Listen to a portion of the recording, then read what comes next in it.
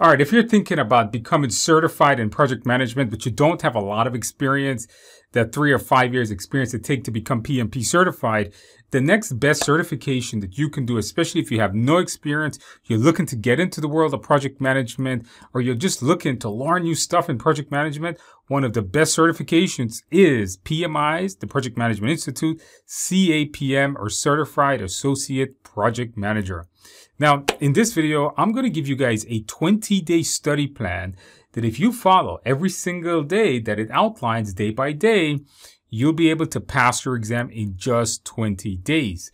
Now, that study plan is below. You can actually click it and download it. I put it in my Google Drive so everybody can download it. Absolutely free of charge. In this video, I'm going to be going over that study plan day by day. I'll show you exactly what to study every single day for 20 straight days. Or I should say 20 days. It doesn't have to be straight. And also, we're going to start out this video by talking about, do you even qualify to take it? But before we get to that, guys, I'm Andrew Ramdial. Most people know me as Amazon's best-selling PMP author. I've taught hundreds of thousands of people to pass their PMP exam. I also have a great PMP course on the Udemy platform that has taught hundreds of thousands of students. And I've taught tens of thousands of people to pass the CAPM exam. And it's also not just a bestseller, but the highest rated course on that platform. Let's go and take a look now at the first thing up is, do you qualify to take the CAPM exam? By the way, this is also, some people call it CAPM. You can say that too, CAPM, CAPM, same thing. So let's go to PMI's website. And again, this is the Project Management Institute. This is the folks that makes the certification exam, by the way, if you're not sure about who they are. So we're going to go here. We're going to say CAPM. Now, I'm looking for the actual qualifications for it. And if you notice, first of all, let's just take a look. This exam will cover predictive project management, agile project management, and business analysts. That's what the main topics are. And we're looking, going down here to see, are you eligible to take the CAPM? Well, in order to take the CAPM, you must have a minimum of a high school diploma. Of course, if you have degrees and all that stuff, that's great. But a minimum, you must have a high school diploma, and you must have at least 23 hours of project management education completed before taking the test. So here's how you get this. What you have to do is you have to take a 23-hour class project management course in order to qualify. Basically, you have a high school diploma and you got to take a 23-hour course. Now, the course I have is 25 hours. That's the one I'm going to be using in this video to show you the study plan. So let's go ahead and get right into it. I have the study plan. Please download the study plan. You can just click the links below, download the study plan, follow along with me. And I'm going to give you guys some interesting tips as I go over that study plan. So here I have the study plan. CAPM, 20-day study plan. Now, the way I have it is that I have it listed as 40 to 60 hours. Now, I want to point out something, 20 days. All right. It doesn't mean 20 straight days. It could be 20 straight days, but I recommend to take a break. So don't think of this as 20 days, because here's how I want to point this out to you. If you follow the study plan and you study 1 day a week, it'll take you 20 weeks. If you follow the study plan and you study 5 days a week, it'll take you 4 weeks. All right, get the gist? So if you study 4 hours a day, 4 days a week, it'll take you 5 weeks. So keep the math in mind, all right? So depending on how many days you do, that'll tell you how many months or weeks it'll take you to finish this. So keep that in mind. All right, let's go back here and let's take a look at the study plan. So first of all, I say study for a minimum of 2 hours a day. But I also say at the bottom, all right, I don't recommend studying more than 2 to 3 hours. So what you want to do is, I always tell students, always study 2 to 3 hours. Don't study more than that. I find a lot of times that after that 2.5 hour, don't go over that 3 hour mark, people start to forget things, all right? I don't recommend studying more. After about 2 to 3 hours, students start to forget things, all right? Because it's just too much to study. You know, you're studying a lot of processes. You're going to study a lot of terminology, a lot of definition. And if you have not really done any kind of project management before, it's going to be difficult to retain all that information. You probably want to be taking notes. Now, the course comes with a bunch of notes. You can download all the slides, and that's really all the notes you ever need. You don't need to read any book from PMI. You don't need to read any other book. You don't need to do anything else. Just go through the course. It's all the materials you ever need to take it. So let's go back here. So study for a minimum of 2 hours per day. Complete all quick quizzes at the end of each section. So there's quizzes at the end of each section. The quick quizzes are going to be questions of about 10 to 20 questions each at the end of each section. It'll take you 20 to 40 days to complete this entire study plan. All right, that's what I want to tell people. If you do 2 to 3 hours a day, you could finish it in 20 straight days. But if you take breaks in between it, it'll probably take you 40 days, up to 40 days. You should never spend, I don't expect any one of you guys to spend much more than 6 weeks. I think that's starting to push it. Ideally, you should do it in 5 weeks. All right. So let's say anywhere 4 to 5 weeks is what I'm thinking about in terms of estimation. You should finish the entire certification in a month. All right, you could finish it in a month, but I recommend taking off 1 to 2 days per week. So what does that mean? So here's what I'm telling you. A lot of people do the CAPM in a month, which is good. But what I'm trying to say is don't study 7 days straight. Don't study 20 days straight. Take a day off in between it. Maybe take Sunday off. Maybe take Saturday off. You need some time to recharge your brain. Spend some time with your family. Have a day of not studying every single week. All right. Have a day just to go out, get some time outside, get some sun, something like that. Enjoy your family, for God's sake. So I do recommend taking at least 1 day off every single week. Now, it is outlined by day and what lessons to complete. You'll see that. Each day has 2 hours of video to watch or exams to complete. Now, I'm putting 2 hours times. It might take 2.5 hours some days, not all days. One of the things that I tell people is don't study to pass a test. Now, what do I mean by that? Don't study just, oh, is this on the test? Okay, I just want to know it. I don't care about the rest. Don't do that. What I want you to do is I want you to study like you're going to be applying this to a job. I mean, at the end of the day, why are you getting CAPM certified? That's the question. You're getting it so you could find a better job, so you could make more money. Well, let me tell you guys something. Maybe you don't like me. Maybe you say, Andrew, I don't know if you know anything. Guys, the materials that I'm presenting, I didn't invent it. I did not create any of it. The materials in this course comes from a wide variety of books, almost all by PMI. It comes from PMBOK Guide 7th edition, Process Group Practice Guide. It comes from the Business Analyst Practice Guide, Agile Practice Guide. These are all PMI books. So all the materials that I'm going to be presenting are industry best practices that you're going to want to apply in your next project or your upcoming project or when you enter that field. So please learn the material, not just to pass the test, but like you're going to use it at an upcoming job. Now, let's go through the actual study plan. So day 1, you're doing the introduction. Now, I do want to point out to you guys that this follows the outline on my CAPM course. All right. I want to point that out to you guys. The question is, can I use anybody else's CAPM course with the outline? Maybe you bought another amazing instructor CAPM course. And the answer is, yeah, you see, here's the thing. All the instructors that we have that is teaching this course, and I'm pretty sure they're amazing too, basically follow the same thing. We all follow the exam content outline. All right. We all follow the exam content outline. And I want to show that to you. So here is my CAPM course, and I'll show you how it's outlined so you understand what I'm saying. So here's a CAPM course on the TI exams website. And you notice it has different sections in it. It has things like project introduction. You have some videos there. You have project management terms and a whole bunch of videos there.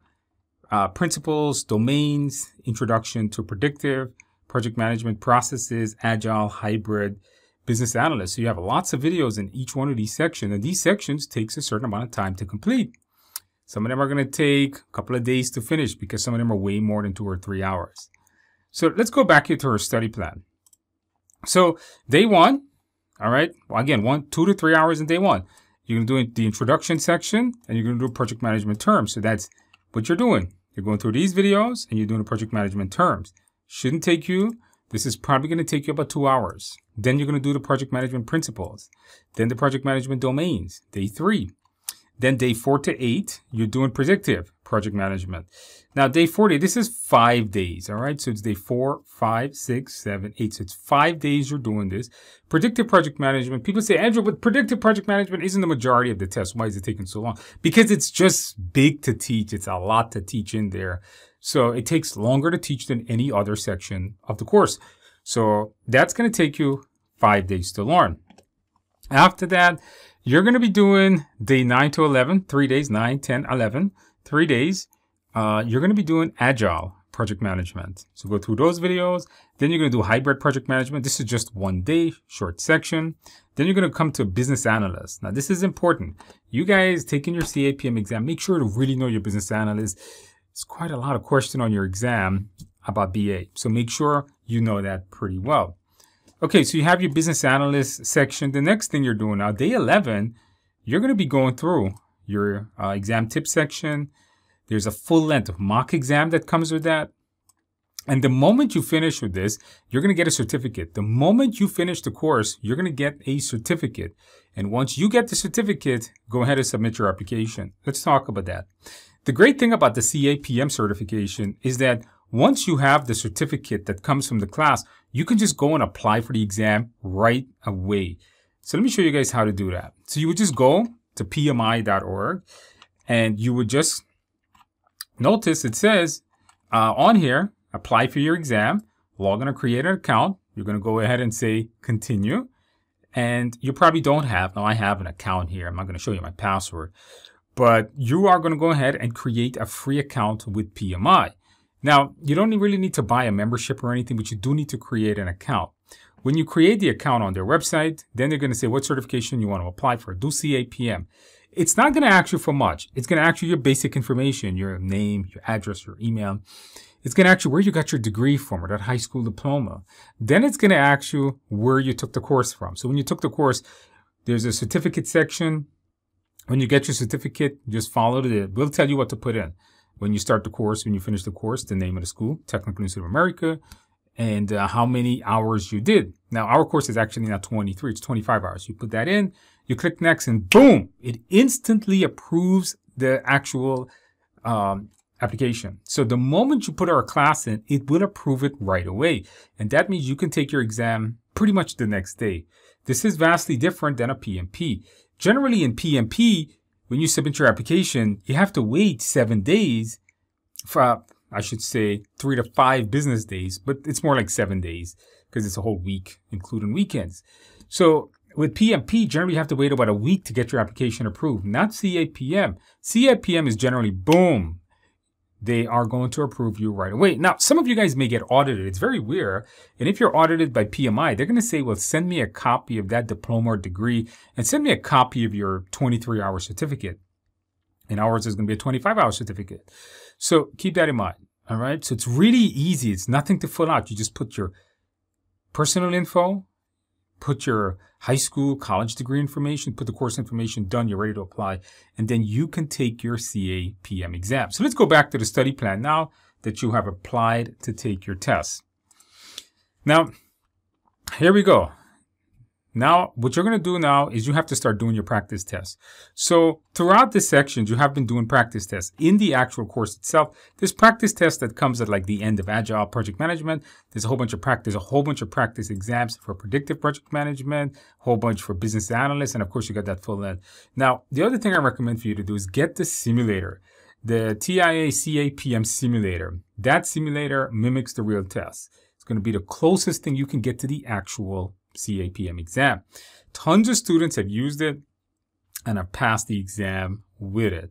So in that simulator, you're going to get a whole bunch of practice exams. The great thing about my simulator, or the TIA CAPM simulator, is that this simulator comes with video explanations. So every single question that I'm going to present to you, not only am I going to tell you why you got it right, I'm actually going to make, I actually have a video, and I made hundreds of videos that goes with that simulator that explains every single question, why something is right, why something is wrong. So I want you to go over that simulator. All right, on day 12, do mock exam 1 and 2. Day 3, do mock exam 3 and 4. There's a whole full-length mock exam on day 14 that you're doing here. Now, day 16 to 18, at 16, 17, 18, 3 days. What are you doing coming up to day 19? Notice day 19, don't study, all right? You can see that already. So day 16 to 18, you're reviewing all your notes. When you went through the course, you probably took notes, or you can even review my presentation if you don't want to take notes. Review all your questions. Remember, you did all of these practice questions. There's going to be questions you're going to get wrong. I don't think anybody ever really scores 100 on them. Go through what you get right, what you get wrong. Review the videos with that. Redo questions on the simulator that you got wrong. Now, that's what you're doing for 3 days, just reviewing everything. Now, day 19. Here's what I tell people. The day before a big certification exam is rest day. Don't study. I always recommend to people, it's not best to study. Listen, it's the day before the test, man. Don't be cramming the day before. I mean, you know you had this exam a couple of weeks ago. So you shouldn't be cramming the day before, all right? Don't have student syndrome. All right, don't do that. Study hard. Be persistent and be dedicated to accomplish this major certification. Now, one of the things that gets people is they actually have a problem with exam anxiety. How many of you guys can't sleep the night before, right? You go to take a test on Tuesday, but going into Monday night, you can't sleep. Let's say you got an exam Tuesday morning. Monday night, you can't sleep. You get anxiety. You're anxious, right? A lot of things are racing through your mind. Fear starts to kick in. It's normal. It happens to all of us. Happens to me. So I got some way to beat it. Here's what I'm going to do. All right. I got a little trick that I use to pass exams. And keep in mind, I have 66 certifications. I've taken over 100 certification exams. So I'm pretty sure this tip works for me. It works for a lot of my students. I'm pretty sure it's going to work for you too. Here's what it is. The day before the test, all right, remember day 20 is judgment day. You're going to be judged by PMI and how well you know your stuff. So that's why we call it judgment day. You're going to wake up early. I recommend 5 o'clock. I usually wake up 3 or 4 o'clock. This way you can go to bed early that day and get a good night's sleep. All right. That's the main thing. What I want you to do is, let's say you got your exam Tuesday morning. I want you to wake up Monday 3, 4, 5 o'clock Monday morning. Why? I want you to be super tired Monday night. I want you not having to think of exam on Tuesday. I just want you to go right to bed and go to sleep. You know those sleep that you do when you just fall asleep and you can't remember anything? It's like you didn't even dream or anything. That's a good night's sleep. So that's what I want out of you. Now here's what you're going to do. Throughout the day, do physical work. Do a lot of physical work. Exercise. Take the dog for a walk. 2 walks. Always take dogs for many walks. Clean the house, right? Do something physical. Go to the gym 2 times. Whatever it is that you're doing, keep your mind off of studying and do a lot of physical work. I want your body to be tired that night. Now, one of the things that I like doing, and if you don't do it, great. If you're an alcohol drinker and you do like to drink a couple of beers every now and then, do not drink alcohol the night before. Alcohol causes massive sleep disturbance. Do not drink alcohol. Don't do anything that may make you wake up feeling like crap. Taking melatonin. Smoking things you shouldn't be smoking. Keep it for after the exam, not before. I want your mind to be crystal clear. I don't want you drowsy. I don't want you sleepy the day of the exam. So try not to be nervous. Keep in mind that it's just a test, not something that's life or death. All right. That's, how do you overcome exam anxiety? Is understand that, listen, remove the fear. It's not life or death. It's not like this test is going to tell you whether you have cancer and you're going to die in 2 weeks or something. No, it's just a test of knowledge. God forbid you fail. You'll have to pay to retake it. That is the worst case. Don't lose a good night's sleep for just a test. Listen, you studied well. You're going to be fine. Statistically, you're probably going to pass. Most people pass. Not most people fail. So if you studied well, statistically, you're going to be just fine. Keep that in mind. Remove the anxiety. Remember, it's not a test of life and death. Listen, if I was going for some kind of screening to see if I have a major disease tomorrow morning, I'd be scared out of my mind. But to take a certification exam, I'm not going to get scared over that. There's a lot of other things to be scared about. So please remove exam anxiety from your mind. Now comes the day of the test, day 20. What are we going to do, guys? We are going to wake up early. I like taking the exam early, by the way. Exercise to ensure you're awake. Believe it or not, guys. I know it doesn't look like it, but I exercise most days of the week. Dress in blue. Why are we dressing in blue? Well, that's a secret. Don't ever ask me why blue. But blue is the color of success. People have always said, Andrew, you always dress in blue. I always dress in blue to take exams. I always dress in blue to do most of the things I'm doing because I find it brings a little bit more confidence. I know it's kind of a superstition. I know, but, follow on this. Everybody does it. Everybody passes with it. Eat a well-balanced meal. Don't drink too much coffee, but I recommend a small one. All right, let's talk about this. So your exam is an exam that is 150 questions, and you have about 3 hours to do it. And it's going to probably take you from checking in to finishing the exam, let's just say 3.5 hours. Let me ask you a question. What does it take for you to stay full, not full, but not hungry, for let's just go up to 4 hours, for 4 straight hours, all right? You can't eat for 4 hours. So what are you going to eat now? All right, I don't want you hungry for 4 hours, all right? You eat something, and then for 4 hours, I don't want you feeling hungry. What is that? Eat it, whatever it is. I don't care if it's 5 o'clock in the morning, you're going to have a big steak. That's fine. Just eat that. I don't want you hungry. There's something about me I know is when I get hungry, I can't function. I feel bad. I start getting dizzy. I started sweating sometimes. I just can't focus. And I need your mind 100% sharp. The other thing is coffee. I don't know how you guys deal with coffee, but when I take too much coffee, I start getting jitters. I need you to be awake, alert, and functioning at a good, moderate, not fast pace. Fast pace means you read too fast, you miss important things, and boom, you get the question wrong. I need you at a nice, moderate, not slow because you're going to run out of time, but a moderate pace. So keep that in mind. If caffeine makes you jitter, take less. If caffeine doesn't have any effect on you, I know it doesn't really do anything to my wife and my mother, but some people it does. So know your caffeine intake on that. Take the actual exam. Now, where do you take the exam? This is a question that a lot of people ask me, should I take it? You could take the exam. You see, when you submit your application to PMI and they approve it, you go and you pay for the test. When you pay, you schedule. When you pay for the exam, you can then schedule it. Where do you take the test? Well, there's 2 ways to take this exam. You could take it at a testing center or you could take it at home. Let's go through the pros and cons. If you want to take it at a testing center, it's fine. The problem is you have to know where you live and you have to understand that depending on where you live, it might be hard to get an exam date. There's not many testing centers. In fact, I live in New York City and there's probably 3, I believe, Pearson VUE testing centers that Pearson VUE is the company that administers the test. There's 3. Here in New York City, to get a testing date, we may wait a month to 2 to get an exam date. Could be a problem, right?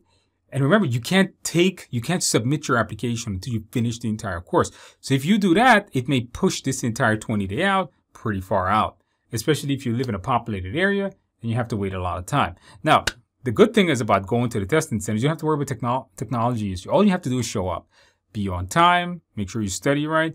They're going to pat you down. They're going to put you in a room and you get to take the exam right there and then. If there's any technology issues, it's on them. Why am I bringing up technology issues? Well, you can take this test at home in the comfort of your house. In order to do this, you need a couple of things. You need a steady internet, good internet connection. You need a good computer. The computer must also have a microphone and a camera on it. Most laptops already come with microphones and cameras, but do you have a steady internet connection? I always tell people be careful with this because if you take this exam at home and you have technology issues, your internet drops, your camera stops working, your microphone, something happens. PMI blames you, you forfeit your exam fee, and you lose your money. All right, let's say in the middle of the test, your Wi-Fi kicks out. This is true. This is serious. Now, that's why if you're taking it at home, here's my recommendation. Get wired internet. Now, I know a lot of laptops don't come with the Ethernet port to plug in a cable. Buy a USB Ethernet dongle for your laptop. All right, you just go to Amazon, put USB Ethernet adapter. You plug it into a USB port on your computer, and there you go. You can plug in a wire. I don't trust wireless because if there's any fluctuation of the speed, it could drop the internet, and you forfeit your exam. So that's my recommendation. And of course, make sure your computer is nice and stable. All right, make sure it doesn't have viruses and it's not so slow and all that great stuff. So what do I recommend? I recommend taking it at home. Still, I recommend. Now, I'm a tech. I'm going to be honest with you guys. I am a tech. I've never had any problems taking this exam at home, ever. I've taken all my Pearson VUE exams. If it was available at home, I took it at home. Why? Because I don't have to travel. Exam dates are widely available. You can get it if you, trust me on this. If you submit your application right now, all right, it's about 5:30 in the afternoon. If you submit at 5:30 in the afternoon, they're going to approve it right away. And you could probably schedule that exam for 10 o'clock tonight. Just like that. Because online, there's tons of online dates. So you could take the test whenever you like. You could take it at 10 o'clock in the night, 4 o'clock in the afternoon, 4 o'clock in the morning, whatever you like. Now, I do recommend taking this exam in the morning. I don't like taking the exam in the evenings. I always prefer to take the test in the mornings. Now, when you are done taking the actual exam, by the way, I forgot to mention, they're going to give you breaks on the test. You're going to get I believe 1 or 2 10-minute breaks. I took the CAPM exam when it first came out. I just forgot. They do give you breaks on it. Make sure to take your break. During the test, they're going to stop. After a certain amount of questions, they're going to say you can take a break. Go ahead and take a break. Refresh yourself. Even at the center or at home, you can take a break. So when you're done, you're gonna get your results. All right.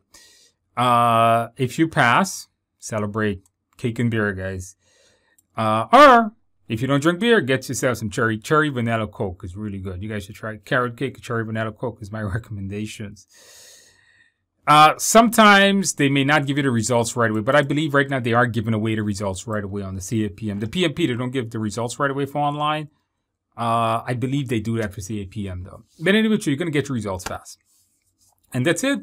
You are now CAPM certified. All right, guys, those are all the steps that it takes to become CAPM certified. Go ahead, download the actual study plan on it, and I want you to do one modification. Here's what I want you guys to do. I want you guys to see the date of you being certified, and I'm going to show you guys how to do that. Here's what I want you guys to do.